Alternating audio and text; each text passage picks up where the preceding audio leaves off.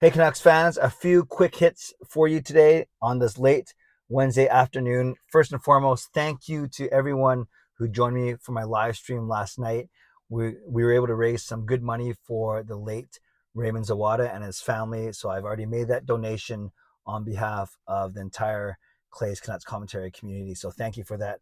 As you know, Raymond Zawada tragically passed away on Monday after playing some organized ice hockey, and we know the tributes are pouring in throughout the hockey world for this wonderful man. 38 years old, very sad. So we continue to pray for Raymond's soul and for Nicole, his two daughters, and for the rest of their family as they continue to heal and to grieve. So once again, thank you for your generous donations last night as part of my live stream, and thanks to everyone who joined me last night to talk about the Canucks' 3-2 victory over the Anaheim Ducks, a game that saw Hirose make a beautiful pass. I'm not saying Hirose is the next coming of Quinn Hughes, but good to see, and we'll see where he winds up on the roster next season. I know I'd love to see him start with the big club as the third option on the left side behind Hughes and Oyel, but the club might have designs to start him in Abbotsford at least. Well, first you got to sign him to a contract, but I'm sure that's going to happen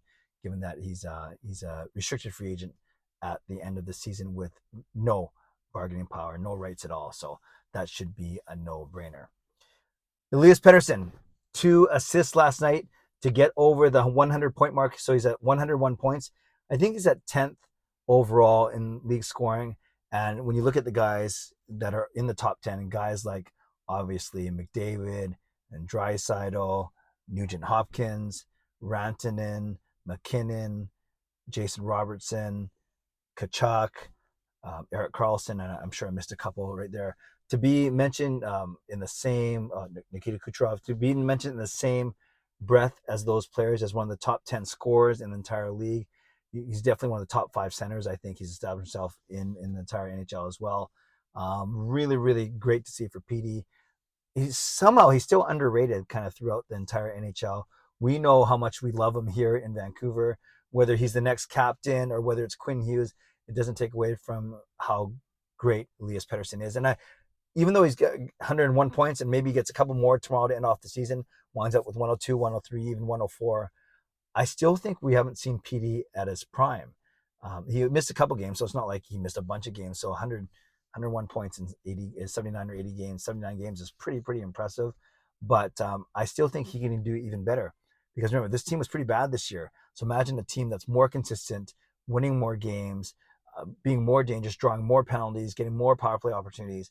I think those point totals can, and if you're just a better team overall, then they can't just key in on one player. So kudos to Pettersson for breaking the 100-point mark, the first Canuck to do so since Daniel Sedin a decade ago. So pretty exciting to see for sure. Over a decade ago, I think, for Daniel. So congratulations once again to Petey, and it was certainly one of the bright spots among many in last night's win. Hirose's great play, JT Miller with another 2 points, Andrei Kuzmenko with his 39th goal. Will he get to 40? And of course, the strong play of Thatcher Demko. The only bad thing that came out of last night was the Canucks actually dropped 2 spots in the draft lottery because of losses from, I think it was Washington and Detroit. So we'll see where the Canucks end up. They're going to end up anywhere from 8th, 9th, or 10th from the bottom. Obviously, the closer they are to the bottom, it's going to make a difference between 6% lottery chances of winning the lottery to 3.5%. So that 2.5% is obviously still a significant difference. So we'll see where the Canucks wind up overall. Finally, I want to talk about Brock Boeser. He was nominated, the Canucks nominee for the Bill Masterton Trophy, and that is a trophy, a major NHL award that goes to a player most exemplifying perseverance, sportsmanship, and dedication. And obviously, there are a lot of really good stories, probably more than 32 good stories around the league. So I wouldn't at all say that Masterton, that's the word, that Brock Boeser is the favorite, because there's always some really, really touching stories. People coming back from near career-ending injuries, coming back from trauma, coming back from whatever it may be, dealing with issues or whatever it may be, health issues. And for Brock Boeser, it was a bit of his own health issues, but more importantly, playing through the loss of his father, Duke, his beloved father, Duke. And we know the story that Duke was battling many health issues, and then finally was getting sick throughout the season, last year. And it was an ordeal that Brock Boeser didn't really talk about. It was weighing on him, but he didn't really talk about it until the end of the season. And remember that memorable post-game presser where PD and Quinn Hughes were by his side and basically trying to fend off reporters for him. And then Brock Boeser's father, Duke, passed away later on that summer. So this year, and I would never say it's a burden of having lost my own father. It's never a burden relieved from you. It does bring a little bit more clarity. At the same time, you're struggling with emotions, and that's what Boeser was certainly doing throughout the start of the season. He talked about it in a really good interview with Patrick Johnson of The Province, saying when you're on the road, alone in a hotel room, and you can't call home, the first thing you do sometimes after a game is you call your dad, and you can't do that. That's a big loss. And then on the physical side, he broke a bone in his hand during training camp, got it fixed, but then his cut opened up. He missed all of preseason.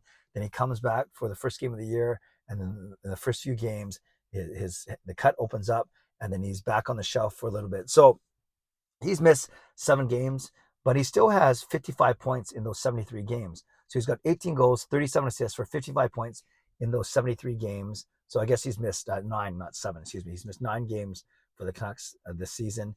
And that still 55 points in 73, that comes out to 0.75 points per game, which is pretty good. It's just off his career average of 0.79 points per game. So he came into the season at 0.79 points per game. Despite the slow start, he's still at 0.75 points per game, 18 goals, 37 assists. So with 2 goals tomorrow night in the last game for the Canucks, he can still hit the 20-goal mark, which would be quite good considering the horrible start that he had. So kudos to Boeser for playing through the emotional challenges, the physical, the mental challenges that come with the emotional challenges, and of course, his physical challenges as well. So because of all those things, he is the Canucks nominee for the Bill Masterton Trophy. Not sure if he's going to win it, but it's still a nice story. And it's great to see Boeser really playing a lot better, especially in the last quarter of the season. Is it enough for the Canucks to keep him in the offseason, or are they going to try to move him and his contract 2 more years at $6.67 million, whatever it is, $6.7 million? We shall see. Let me know in the comments below if you'd like the Canucks to try and keep Brock Boeser because he still can be a top line forward, a top 6 forward, or do you think we try and move him and get what we can for him and clear up a bit of cap space? Would love to know your thoughts in the comments below. So tonight at my live stream at 11 p.m., we'll talk more about these kind of things. I hope you can join me. And then tomorrow night is the Canucks' final game of the season as they play in Arizona. I'll be doing Game Over with both Samantha and Kaya, and then I'll have my own stream to wrap up the season tomorrow night as well. But worry about tomorrow. Let's worry about tonight. I hope you can join me tonight at 11 p.m. Shout out to my sponsors, Van City Experts Real Estate, Perform and Transform, Personal Training, Weight Loss. Thank you, legendary Lucas Gates, legendary Justin Credible, legendary Andrew Chang, and to Hall of Fame and franchise members as well. And thanks to all of you for subscribing, all you subscribers who loyally watch me. I always appreciate you. I never take you for granted. So on your way out, subscribe, like the video, leave a donation, become a member, upgrade your membership, and leave a comment down below. Tell me what you thought, what you think about Brock Boeser's season, and should the Canucks try and keep him or try and move him in the off season? I hope to see you tonight at 11 p.m. Stay safe, stay healthy, take care of yourselves, and take care of each other. Have a great day. God bless, and go Canucks go.